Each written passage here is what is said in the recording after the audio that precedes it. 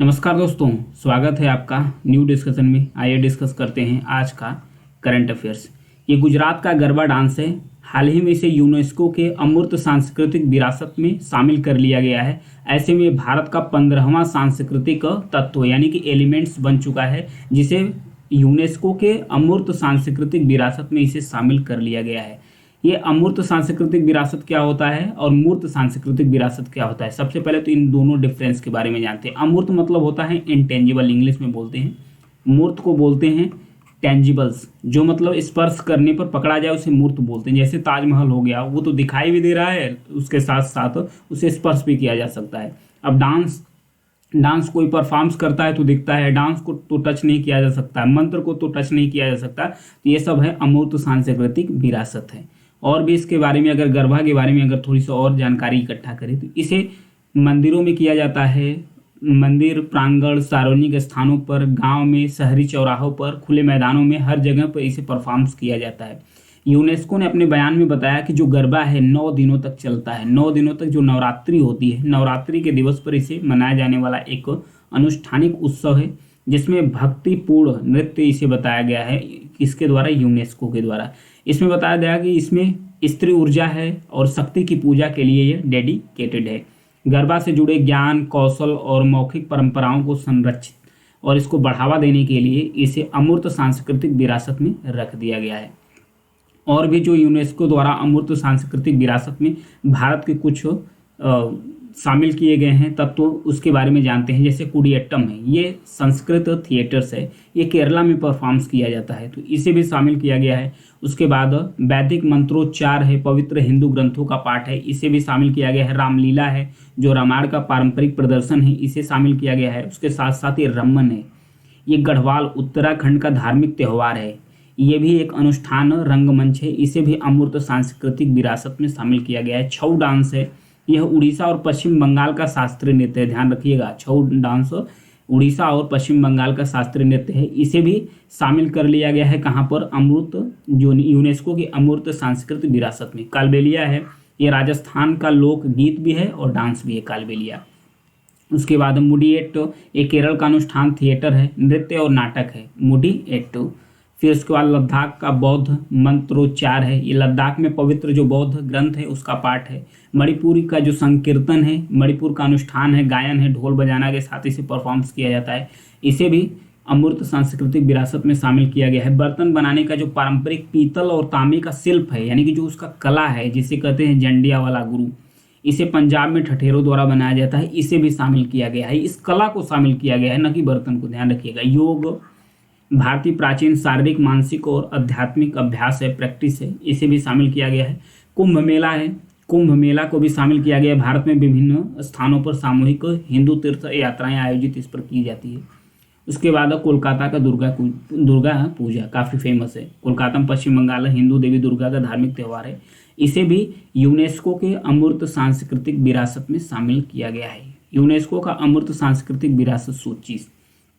संयुक्त राष्ट्र, यूनेस्को मतलब यूनाइटेड नेशन एजुकेशनल साइंटिफिक, फिर उसके बाद ऑर्गेनाइजेशन या कॉपरेशंस, यूनेस्को सांस्कृतिक कल्चरल ऑर्गेनाइजेशन, यूनेस्को इस संस्था का नाम है।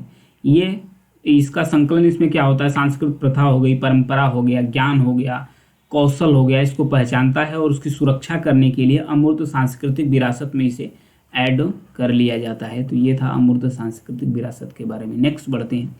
एनसीआरबी रिपोर्ट 2022 जारी की गई है। एनसीआरबी मतलब नेशनल क्राइम रिकॉर्ड ब्यूरो। सबसे पहले तो ये होम मिनिस्ट्री के अंतर्गत आता है। कि किसके अंतर्गत काम करता है? होम मिनिस्ट्री, यानी गृह मंत्रालय के अंतर्गत कार्य करता है।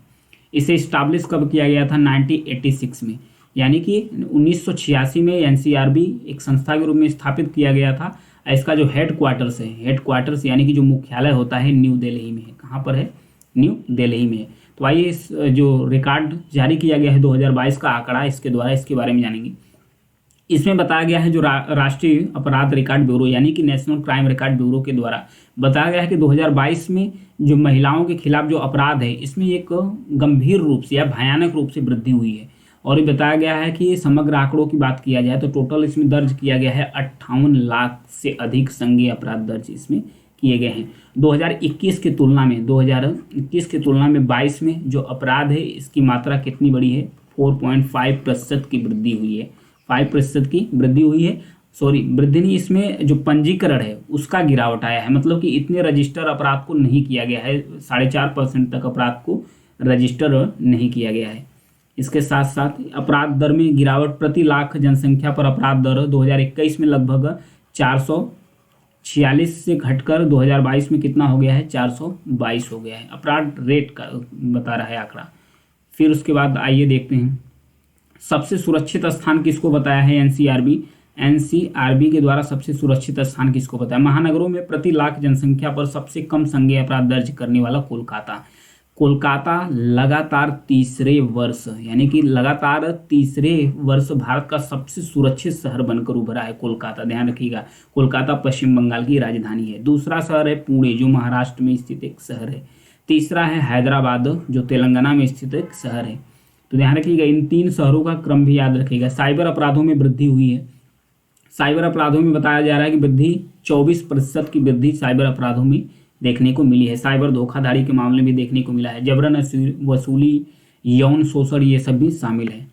और भी इसमें देखें तो आत्महत्याएं और उसका कारण, तो सबसे ज़्यादा 2022 में आत्महत्याओं में उल्लेखनीय वृद्धि हुई है। इसमें बताया जा रहा है कि लगभग 1.7 लाख से अधिक मामले दर्ज किए गए हैं। इसमें पारिवारिक समस्या बताया गया है, जो आत्महत्या का मेन रीजन है। विवाह संबंधित समस्याएं, दिवालियापन, जो बेरोजगारी से सफ़र कर रहे हैं लोग, ऋण से कर्ज तले दबे हैं, वो लोग में अधिक देखा गया है कि इसमें आत्महत्या है। कुल आत्महत्याओं में 26% हिस्सेदारी दैनिक वेतन भुगतियों, मतलब जो दैनिक काम करने वाले मजदूर होते हैं, जो दिहाड़ी पर काम करते हैं डेली बेसिस पर, इसमें सबसे ज़्यादा आत्महत्या देखने को मिला है। और भी अगर इसके बारे में कुछ जाने तो फिर अनुसूचित जाति और अनुसूचित जनजाति यानी कि जो एससी और एसटी कम्युनिटीज़ हैं, सबसे ज़्यादा अपराध इन पर हुआ है, मतलब कि इनमें सबसे ज़्यादा अपराध देखने को मिली है। उनमें सबसे ज़्यादा नंबर 1 राज्य है राजस्थान, फिर मध्य प्रदेश है, फिर छत्तीसगढ़ और तेलंगाना है। इन राज्यों में सबसे ज़्यादा एससी एसटी कम्युनिटी पर अत्याचार देखने को मिला हुआ है।